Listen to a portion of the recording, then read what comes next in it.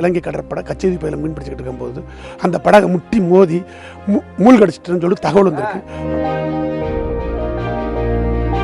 அந்த 4 மீனவருடைய கதி என்னாச்சுன்னு தெரியல. இது மீனவர் மத்தியில் மிகப்பெரிய ஒரு கொந்தளிப்பை ஏற்படுத்தும். அரசு துரித நடவடிக்கை எடுத்து உடனே அந்த மீனவர்களை காப்பாற்றும்.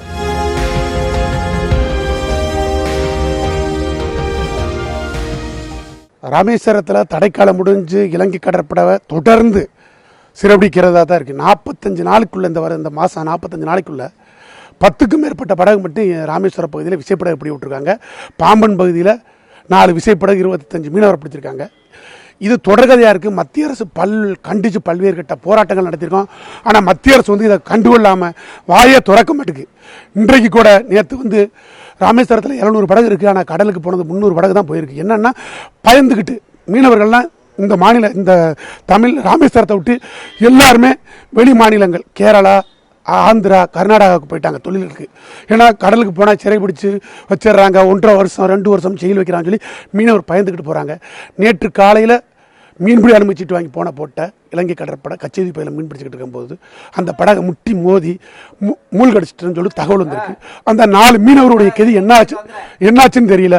உடனே மத்திய மாநிலத்தை தலையிட்டு துரித நடவடிக்கை எடுத்து அந்த மீனவர்களை உடனே காப்பாற்றி எங்களுக்கு கொண்டு சேர்க்கணும். அப்படி சேர்க்கலைன்னா இது மீனவர் மத்தியில் மிகப்பெரிய ஒரு கொந்தளிப்பை ஏற்படுத்தும்.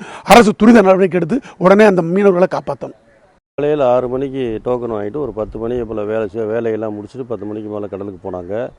கடலுக்கு போனவங்கள நான் இரவு 10 மணிக்கு 10:30க்கு மேலே அவங்க நேவி முட்டிட்டதாக ஒரு தகவல்.